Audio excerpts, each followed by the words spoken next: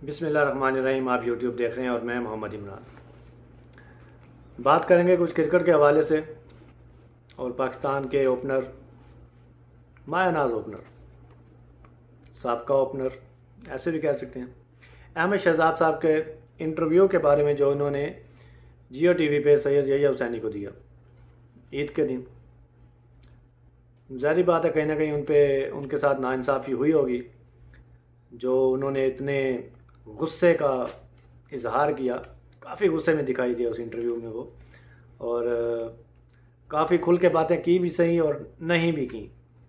शायद मजबूर होकर की हों, जैसे वो बता रहे हों, शायद वो पहले चुप रहे हों। तो ये एक हमारा कल्चर वाइज है कि हम ज़्यादती हो भी रही हो तो हम बर्दाश्त करते हैं, एहतरामन करते हैं कि चलो बड़े हैं, छोड़ो क्या कहना।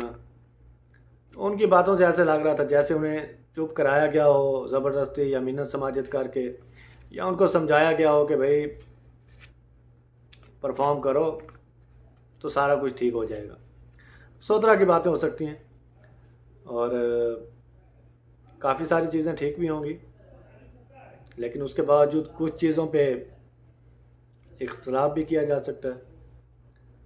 तो कम से कम मुझे तो इख्तलाफात है, और उनके इंटरव्यू पे कुछ, उनके जवाबात पे कुछ सवालात उठाए जा सकते हैं, उनकी बातों पे कुछ सवालात उठाए जा सकते हैं। तो उनमें से चंद के बारे में हम बात करेंगे। कह रहे थे कि जी 2015 वर्ल्ड कप से के बाद से उन्हें निशाना बनाया गया। निशाना मतलब इस तरह से बनाया गया कि उनको टीम से बाहर किया गया या करने की कोशिश की गई। तो वो बता दें कि उन्हें निशाना क्यों ना बनाया जाता। 2011 से 15 तक उनके ऊपर बोर्ड की इन्वेस्टमेंट थी। अहमद शहजाद, उमर अकमल, ये दो ऐसे प्लेयर थे जिन पे बोर्ड ने तकरीबन 40-40 करोड़ रुपया खर्च किया।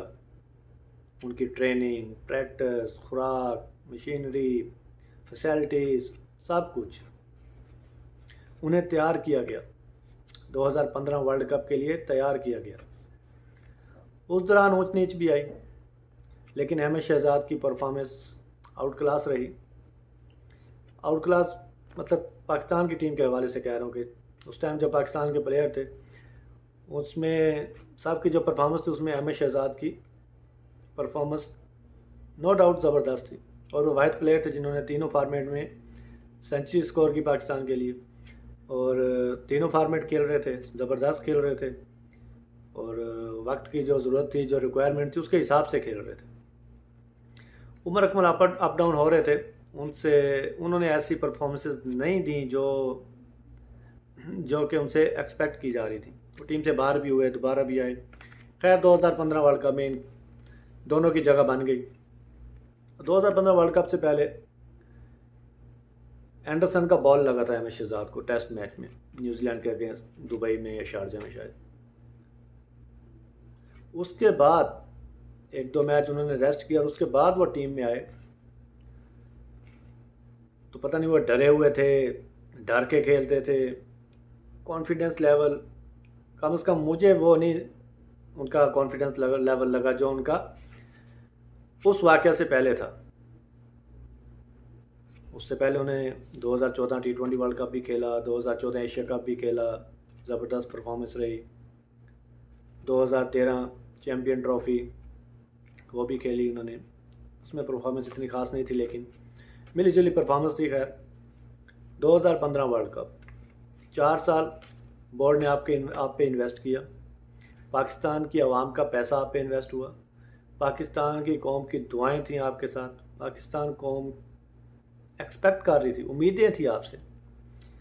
ठीक है, हमने क्वार्टर फाइनल खेला, बाकी प्लेयरों ने जो भी खेला ना खेला वो अलग बात है।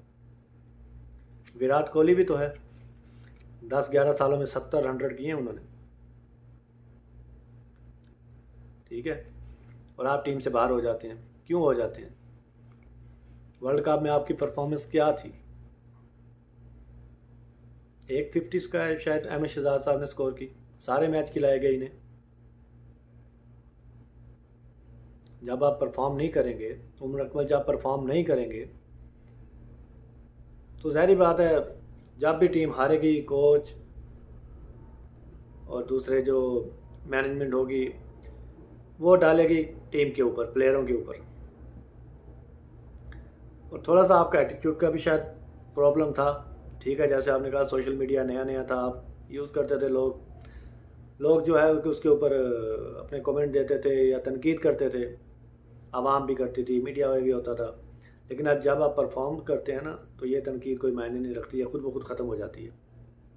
बाबर आजम की मिसाल आपके सामने है, रिजवान की मिसाल आपके सामने है। आप परफॉर्म नहीं कर पाए, शायद आपको फ़ौरन टीम से बाहर कर देते, लेकिन फ़ौरन आपको टीम से बाहर नहीं किया गया, आपको फिर भी टीम के साथ रखा गया। 2015 आपको बांग्लादेश टूर पे लेके जाते हैं, वर्ल्ड कप के बाद पाकिस्तान पहली बार बांग्लादेश से वनडे सीरीज़ हार जाता है।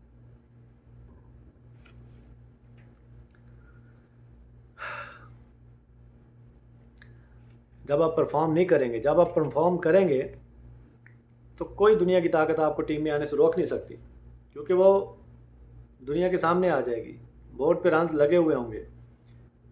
आपको इंटरनेशनल से बाहर किया गया था ना, क्रिकेट से तो बाहर नहीं किया गया। 2016 T20 वर्ल्ड कप आप खेले हैं इंडिया में, वहाँ आपकी परफॉर्मेंस आपके सामने है, और फिर आप कहते हैं मुझे दीवार के साथ लगाया जा रहा है। श्रीलंकन टीम पाकिस्तान में आती है, वहाँ आपको चांस दिया जाता है, वहाँ आपकी परफॉर्मेंस नहीं होती, पाकिस्तान सीरीज़ हार जाता है एक जूनियर टीम से, और फिर आप कहते हैं मुझे 2 मैचों की परफॉर्मेंस पे। फिर जब कम बैक कर रहे होते हैं ना, तो एक मैच और फिर कम बैक की भी सिचुएशंस होती हैं कि आपके बहुत बड़ी तनकीद हो, आपकी डोमेस्टिक इतनी परफॉर्मेंस इतनी ज़्यादा अच्छी ना हो, उसके बावजूद आपको कम बैक कराया गया हो, और फिर आप ना परफॉर्म कर सकें। और फिर ड्रेसिंग रूम में भी कुछ ऐसे लोग हों जो आपको पसंद ना करते हैं।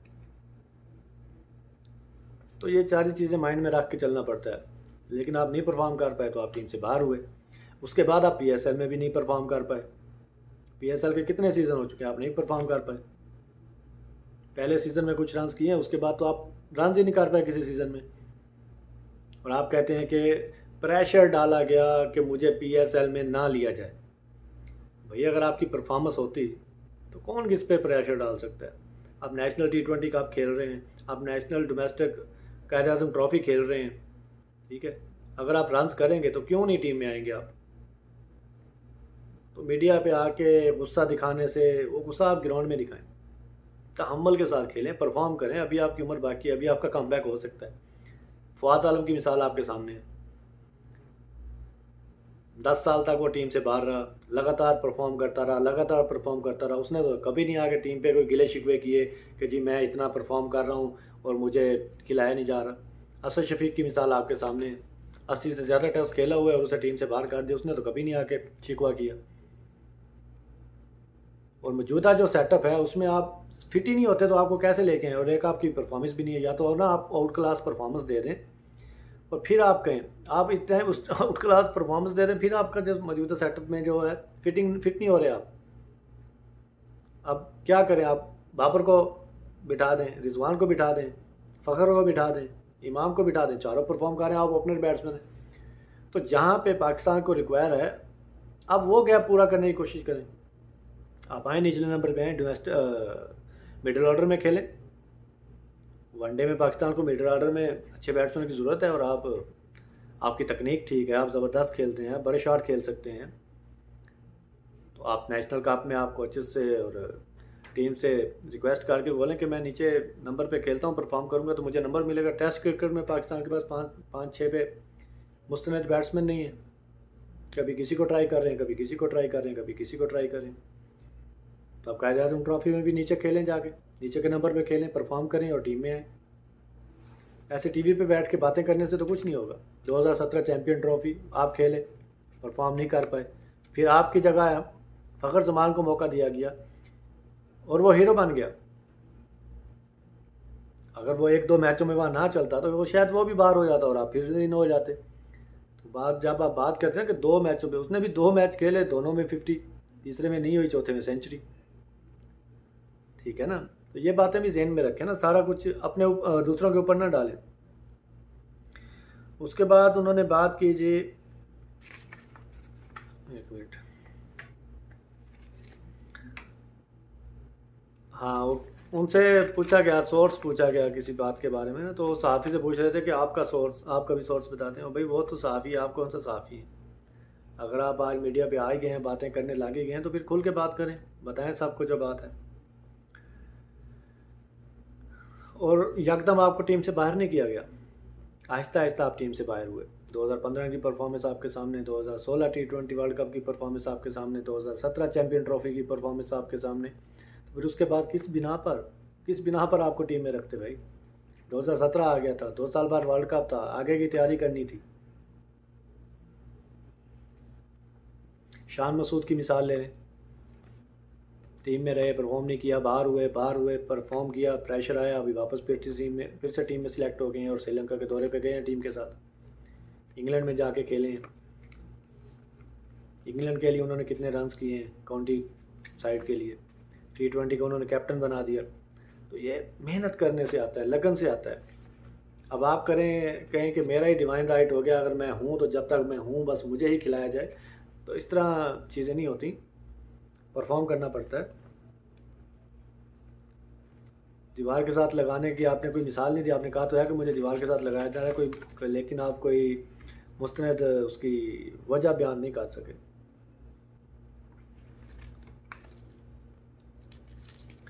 और उन्होंने लोकल कोचेस के ऊपर कमेंट किया कि लोकल कोचेस जो है कि पसंद नापसंद देखते हैं। तो इस बात पे मैं इत्फाक करूँगा, पाकिस्तान में हमारा कल्चर ही ऐसा है कि हर इदारे में, क्रिकेट बोर्ड में नहीं कह रहा, कि जहाँ पे भी कोई होता है ना, तो वो फिर इधर से सिफारिशें, उधर से सिफारिशें, बंदा ना भी सिफारिशें सुनने वाला होना तो उसे किसी न किसी की सुननी पड़ी जाती है। तो फिर उसमें यही होता है कि किसी का हक मरता है और किसी को नाहक मौका मिलता है। जिम्बाब्वे में जो मैच हारे, उस पर मैं आपके साथ इत्तेफाक करूँगा। जो वकार यूनुस साहब का कमेंट है, अगर वो उनका वो कमेंट है, तो वो जिस लेवल के प्लेयर रहे हैं उनको ऐसी बातें शोभा नहीं देती।